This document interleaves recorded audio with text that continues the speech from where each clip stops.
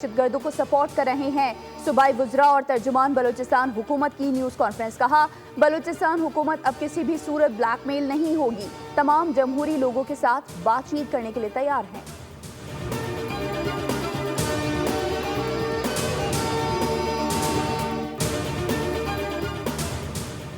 Gwadar port किसी के बाप दादा का नहीं, पाकिस्तान का है। कुछ लोग मुल्क दुश्मन अनासर से मिलकर इख्तिदार हासिल करना चाहते हैं।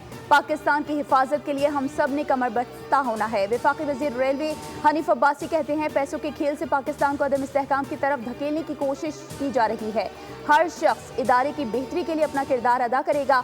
महकमा रेलवे में ओवर टाइम का निज़ाम बहाल कर दिया है। मजदूर की मजदूरी पसीना खुश्क होने से पहले मिलेगी।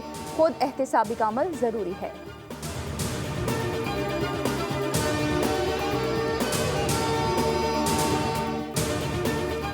सिंध हुकूमत की मौसर पॉलिसी से दहशतगर्दी को कंट्रोल किया गया। दहशतगर्दी, मुनशियात और दीगर संगीन जराइम के खिलाफ इंटेलिजेंस बेस्ड ऑपरेशन जारी हैं।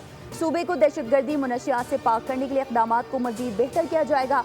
वज़ीर आला सिंध सैयद मुराद अली शाह की ज़ेर सदारत एपेक्स कमेटी का इजलास। वज़ीर आला सिंध के वज़ीर आला की प्राइवेट गाड़ियों पर सादा लिबास गार्ड्स के खिलाफ कार्रवाई तेज करने की हिदायत।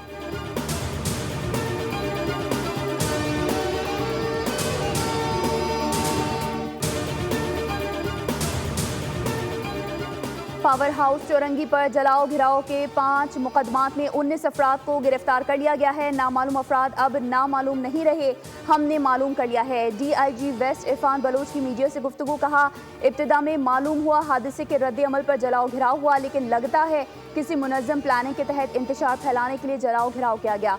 फुटेज में 300 से 400 अफराद का हुजूम था।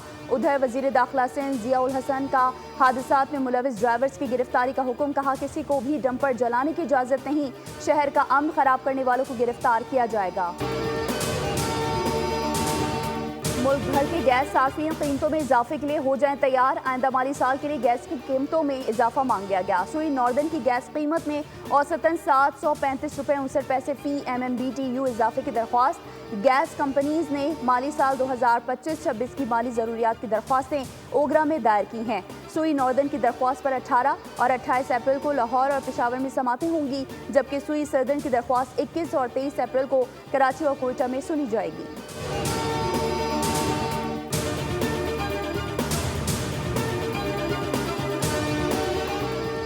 महंगी IPP से बिजली टैरिफ में कमी से मुतालिक अहम पेशरफ। वफाकी हुकूमत के साथ नजरसानी।